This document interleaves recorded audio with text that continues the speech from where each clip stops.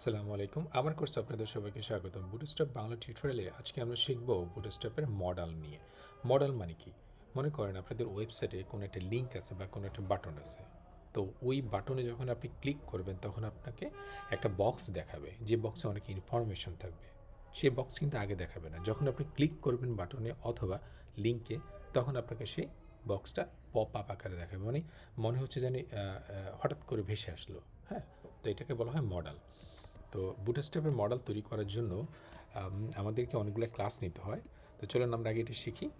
index.htmlটাকে আমি কোথায় ওপেন করেছি? বিএস কোড ইনসাইডে ওপেন করেছি। এখানে একটা বুটস্ট্র্যাপ min.css ফাইল নিয়েছি এবং জেএস ফাইল নিয়েছি। জেএস ফাইলটার নাম হচ্ছে bootstrap.bundle.min.jss জেএস আর কি।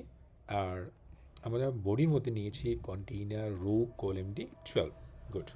তো এখন আমাদেরকে মডেল নিতে হলে প্রথমে আমি একটু বলেছি যে কোনো একটা বাটনে ক্লিক করলে সেই মডেলটা আমাকে শো করবে।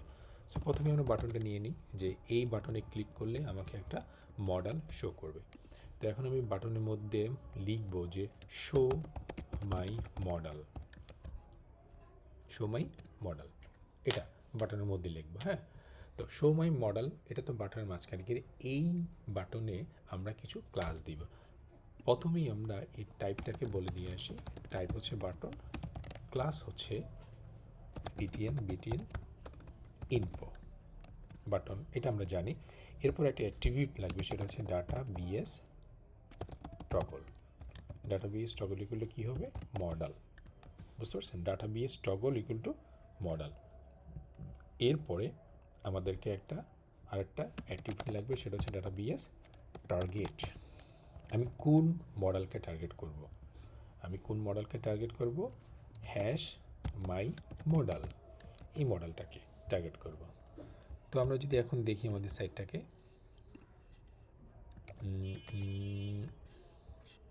ডাবল ক্লিক করি, এই যে শো মাই মডেল কিছু দেখাচ্ছে না, বাট আমাদের বাটনটা শুধু দেখাচ্ছে। এখন এই বাটনে ক্লিক করলে আমাদেরকে একটা মডেল দেখাবে। সেই জন্য আমরা কি করব? একটা ডিভ নিব।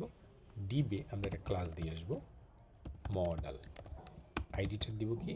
এই যে মাই মডেল নিয়েছিলাম না, সেই মাই মডেলটা এখানে আইডি হিসেবে দিয়ে দিব।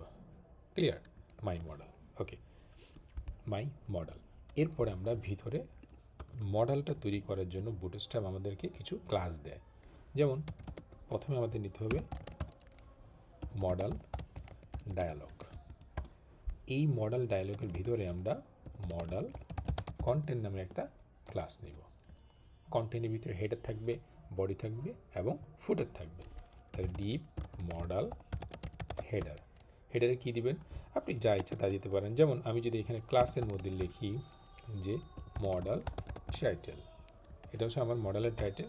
Here is my model title দিলাম। এতটুকু হচ্ছে হেডার। এরপর আমরা মডেল বডিটা দিব। বডির মধ্যে কী দিব? বডির মধ্যে আমরা যা খুশি তাই দিতে পারি, আমাদের ইচ্ছা এটা। হ্যাঁ, যেমন আমি যদি বডির মধ্যে লিখি যে পি লরেম, দামি একটা টেক্সট নিলাম। এরপরে আমরা কী নিব? ডিপ মডেল ফুটার। ডিপ মডেল ফুটার। ফুটার কী নিব? ফুটার পরে যা কিছু নিতে পারেন। আমি লিখলাম হেয়ার ইজ টু দিয়ে হেয়ার ইজ মাই মডেল ফুটার। আপনাকে যে হেডার ফুটার নিতে হবে তা না, মূল কথা হলো এই মডেল কন্টেন্টের ভিতরে আপনি যা রাখতে চান সেটা আপনি রাখবেন। কিন্তু বুটস্ট্র্যাপ আপনাকে বলে দেয় যে এটা মডেলের কন্টেন্টের ভিতরে আপনি চাইলে হেডার বডি কন্টেন্ট এভাবে সেপারেট করে দিতে পারেন। ওকে, সো এখন আমি যদি রিলোড দিই, একটা ক্লিক করেন, এই দেখেন হঠাৎ করে একটা পপ আপ বক্স চলে আসছে। এটাকে বলা হয় বুটস্ট্র্যাপের মডেল।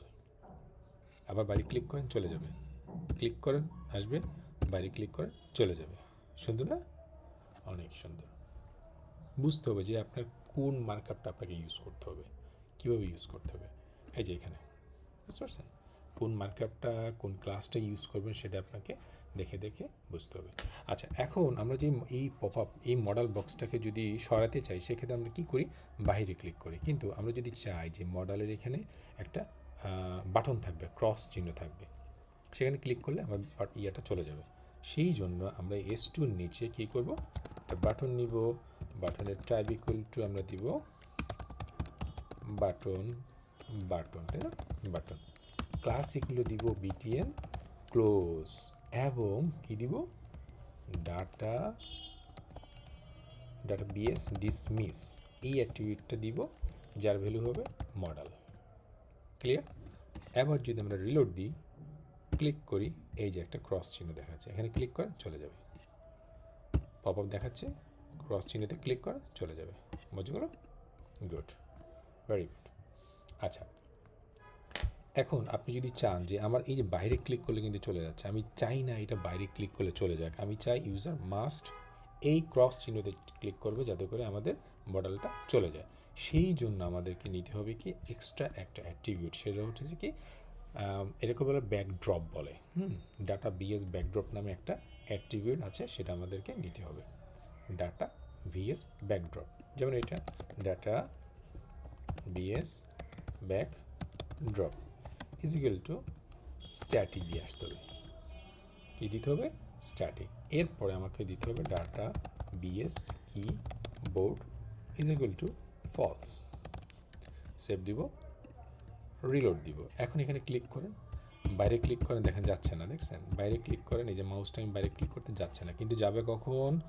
যখন আপনি এই ক্রস চিহ্নতে ক্লিক করবেন তখন যাবে। ক্লিয়ার? কীভাবে হলো এটা? এই যে এই অ্যাট্রিবিউট দুইটার মাধ্যমে হলো, এগুলো মনে রাখবেন। এই অ্যাট্রিবিউট দুইটার মাধ্যমে আমাদের এটা হলো, বোঝা গেল? গুড। আচ্ছা, এখন মনে করেন আপনাদের এই কন্টেন্টটা, মডেল কন্টেন্টটা, অনেকগুলো কন্টেন্ট আছে, অনেক বড় কন্টেন্ট, অনেক বড় কন্টেন্ট, ঠিক আছে? মডেল বডির মধ্যে অনেকগুলো বড় কন্টেন্ট আছে। এখন যদি আপনি রিলোড দেন, ক্লিক করেন, তাহলে দেখতে পারবেন যে এখানে কি দেখা যাচ্ছে, আমাদের লম্বা একটা মডেল দেখা যাচ্ছে, যার কারণে আমাদেরকে এই ডান দিকের স্ক্রল বারটা নিয়ে নিচে যেতে হচ্ছে। কিন্তু এমন যদি হয় যে আমাদের ডান দিকের স্ক্রল না হয়ে আমাদের মূল মডেলের বডির মধ্যে স্ক্রল হবে, সেই জন্য আমরা কী করতে পারি? সেই জন্য আমাদেরকে কি করতে হবে, এই এই এই এখানে আমাদের কি করতে হবে, মডেল ডায়ালগ কোথায় আছে, মডেল ডায়ালগ এই যে এখানে আমাদের একটা ক্লাস নিতে হবে, সেটা হচ্ছে মডেল ডায়ালগ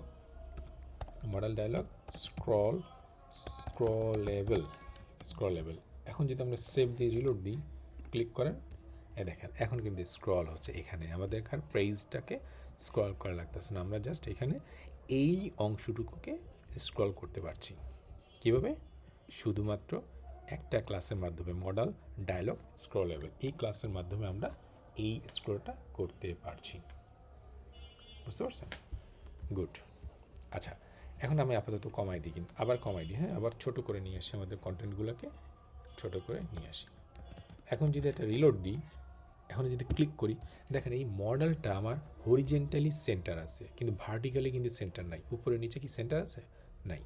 এই উপর নিচে সেন্টার করতে হলে আমাদেরকে কী করতে হবে?